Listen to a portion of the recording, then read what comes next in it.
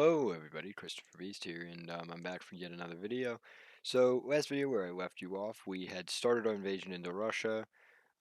We already own this area, but really our invasion of Russia just started, and now you might be kind of confused seeing as I own most of the Ukraine, and, Russia's gone. So, before I get into that though, there are a couple other things I should briefly mention, since, they exist, on the world map. First thing I'm going to mention is moving over to the research tab. This is what our research looks like right now. So we have level 2 militia, level 3 infantry, and we're going to have level 2 motorized infantry. When it comes to ordnance, we're looking pretty good, but I need to get into SP artillery the second I get artillery too. So we're going to try to push this arty bit forward. Tanks, I've kind of stopped. So I'm very much behind on the research. So now even if I wanted to go to heavy tanks, I couldn't. The reason I've stopped is they're just too expensive for not doing that much. Moving on. Air. Air I am also behind in, and I really do need to pick up the pace, so that way I'm producing, actual forces that can actually, matter on the world scale. On Navy, I'm behind. We have all the basics, but we don't have any of the level 2s, and not even level 3 cruiser that we can now access. Comes to secret, I have rocket artillery, but I'm going to push the next goal to SP rocket artillery, so that way we can get some more, mobile units when it comes to that mobile artillery. Probably should go flying bomb as well, so I can eventually get the nuclear rocket. So with artillery out of the way, the next thing I should probably talk about is the Ukraine. So last video I talked about, or I hope I talked about briefly, the first Baltic crisis. So the first Baltic crisis was a while ago. Poland had invaded and taken this province. Ukraine had taken these three provinces from Romania, and there was this big worry that this would evolve into a world war that involved Italy, Turkey, and myself. These fears kind of died down a bit, and these three countries here formed an alliance called the Baltic Alliance. So for a little bit, it was like, yeah, all chilling. Then things kind of changed yesterday, pretty fast too. So Poland has been invading the Czech Republic, and these two have been invading Austria. But what changed this whole ball game very quickly was a plan by the Romanians to attack and annex Yugoslavia and split it between Italy and Romania. This plan was not really well taken by the Yugoslavians or the Ukrainians, who were both like, what? No. Because, they were allied with Romania. However, this plan kind of died in the water, but what happened as a result of this plan was the Ukraine rapidly moved all of its armies south to this area. Well, that's where I assume they are. I can't see his troops anymore. And basically, he retreated to the far south, and because of that, I was able to blitzkrieg and take almost all of his northern provinces, which are the steel mines I've needed so much for quite some time now, and basically been able to take them, as well as Kharkov. And since then, I've just been pushing slowly further south. I'm trying to find his army now. I don't know where it is. The goal is to eradicate the Ukraine, because I did need these steel provinces, and now that the Ukraine was distracted, I could take them out.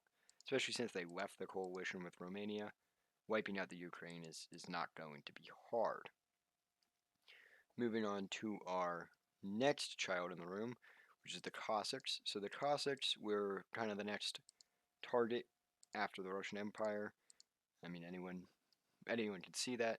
I just took Voronezh, and I'm currently trying to get my army to take Stalingrad.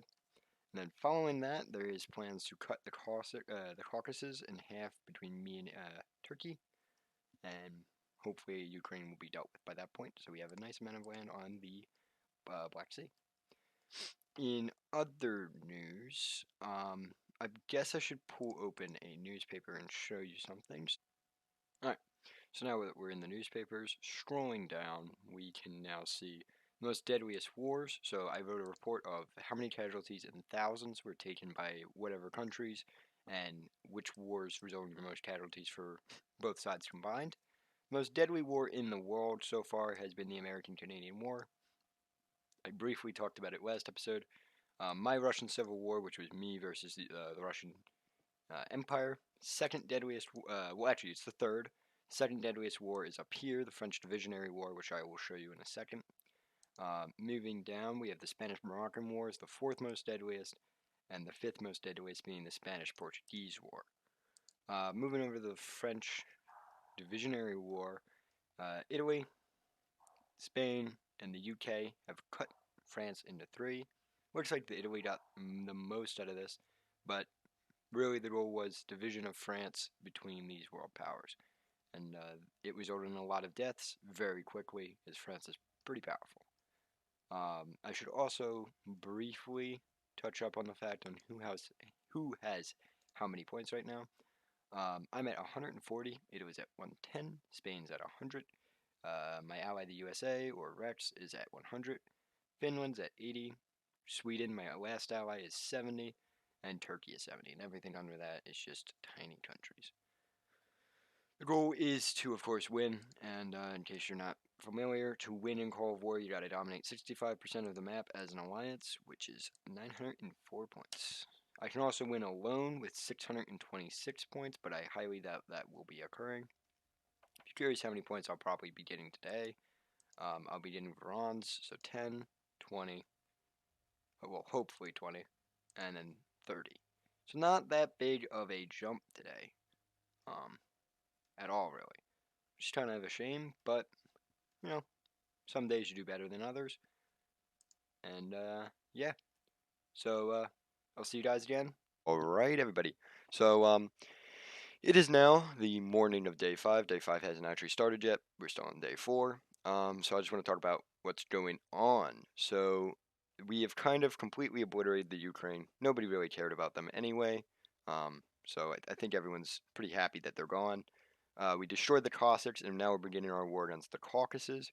So we're expanding. We're expanding. I made a deal with Turkey. We're going to cut the Caucasus across this border here. So he gets Vorsh, and I get everything north of that. I don't even know how to pronounce that city's name. I'm not even going to try. I should probably also mention what exactly led to, the death of the Ukraine. There was kind of like a little deal that was like, all right, yeah, Romania, you can have back your old provinces. I'll take everything else. And that's what happened. I took everything else. The Ukraine is also really stupid, and right now blitzkrieging into Caucasus. Nobody understands it, not even me. But yeah, they're dead. Nobody liked them. I think this is a general, all-round victory for humanity. Uh, Next thing I probably should mention is the state of my economy. It's pretty bullin'. It's growing pretty fast. Right now, I've actually slowed down my production of industry and stuff because I want to build a bigger stockpile of resources. Because, nobody likes being poor. Um, but yeah, that's what's going on. I've also produced a lot of armies. I was planning an we were gonna attack Belgium, but Italy beat me to it, so we're just gonna return home. I have so many troops on my northern border that if a war with Finland started right now, it would go very bad for Finland. So, you know, epic nay. Um, yeah, I don't really know what else to talk about. I should probably talk about my research, I guess. Yeah. So, as you can see, we're still up to date on the newest fashion trends when it comes to infantry, and we're also almost done researching all of the ordnance. We just need to get anti-tank level 2. When it comes to tanks, I'm still pretty much a baby because my tanks are useless. Why would I even research them? Air Force, since I only produce these type of planes, doesn't make sense for me to really research any of the other types. I was thinking slightly about building more of these, but nah. Navy, I still only have the basics, but at least I can produce one of everything, should I decide to build a Navy. And when it comes to here, this is where we're making progress, boys. I didn't do this because this is dumb, and I like fast things. So this is a fast thing. We're researching that, that's gotten started, but we're also researching big boom booms, because big boom booms are fun, and I like obliterating my enemies. So this is going to be the next step in the beautiful line of existence. What should I talk about next? Oh yeah, I'm also friends with Poland now, and Italy. Poland and Italy are my boys. We're all vibing. Yeah, that's it. Um, Hello everyone, welcome back to some more Call of War. Since last video, I was talking about, there's the Caucasus regions. We are dividing this between me and Turkey. Well, things have gotten a lot more complicated. This was supposed to be really the only front I was dealing with. They had some plans as well to go to the Netherlands, but those plans are dead. So I'm still dealing with this front. We're still trying to clean it up. As you can see, the Ukraine has still caused more issues for us. But that's not really where the complicated comes in. The complicated comes in from our best friend, the fucking Balkans. So, last video I talked about the second Balkan crisis and the first one, maybe. I think maybe that was going back to the first episode to talk about the first Balkan crisis. But now there's a third one. So you had the first one where we had to cut up Romania. You had the second one where the Ukraine, I took northern Ukraine, and there's this whole thing where there might be a giant war to defend the Ukraine. There wasn't. I just annexed them. The third one is really.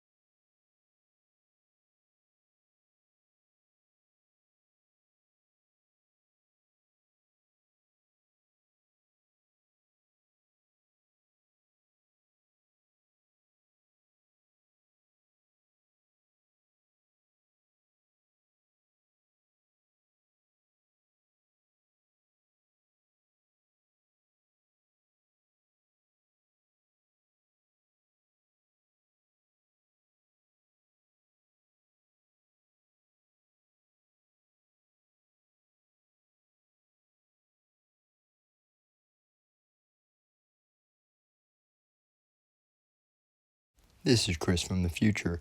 This war never actually unfolds, and there's just a weird peace treaty that's signed that northern Yugoslavia is handed over to Italy. I hope you guys enjoyed this video. If you guys are confused about the Balkan crisis nearly as much as I was, then it's okay. It was confusing, and I'll see you guys in the next one.